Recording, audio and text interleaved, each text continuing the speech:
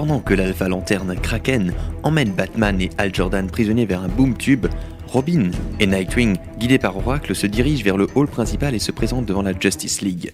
Arguant le fait que Batman a été empoisonné par l'épouvantail et l'Alpha Lanterne manipulé par un procédé encore inconnu, Nightwing tente de faire avorter le transfert de ces deux soi-disant suspects.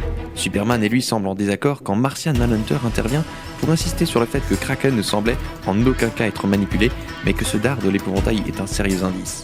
Soudain, Oracle, depuis l'ordinateur de la Batcave, fait apparaître une visioconférence auprès d'un des gardiens d'Oa. Ce dernier nie alors toute accusation portée à l'encontre de Bruce Wayne et Hal Jordan, bien qu'une sanction exemplaire pour ce dernier ne lui aurait pas fait de mal, juste pour la forme, ajouta-t-il en gros blanc. Le bourreau ne fera pas son office aujourd'hui. Soupira Oracle en sirotant son thé. Attention! Une lueur brilla tout à coup dans les yeux de l'Alpha Lanterne et elle s'écria en même temps que Oracle Afin que tous voient la lumière! Et elle fit apparaître des structures vertes et envoya valser Batman et Hal Jordan dans le boom tube, ceux-ci disparaissant. Nightwing se jeta alors sur l'Alpha Lanterne qui l'emmena lui aussi à travers le boom tube, puis il se referma instantanément. Robin plissa alors les yeux, mit la main à son oreillette et passa un appel. Oracle, on a besoin de Blue Beetle.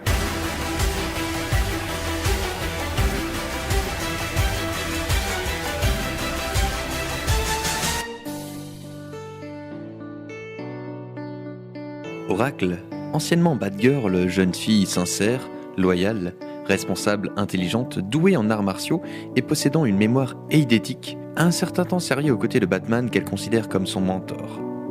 Mais après que le Joker l'ait agressée, elle s'est retrouvée paraplégique et depuis, elle aide du mieux qu'elle peut le Chevalier Noir depuis différents sites grâce à ses talents de hacker, son intelligence supérieure à la moyenne et son impressionnante mémoire photographique. L'histoire d'Oracle devrait nous faire réfléchir. Elle s'est découverte une famille d'adoption avec les membres de l'équipe de Batman. Nous avons, nous aussi, une famille. À quel point en prenons-nous soin ? À quand remonte, par exemple, la dernière fois où vous avez visité vos parents, ou peut-être vos grands-parents ? Un jour, il sera peut-être trop tard. Chérissez les liens du sang. Si un royaume est confronté à des luttes internes, ce royaume ne peut pas subsister.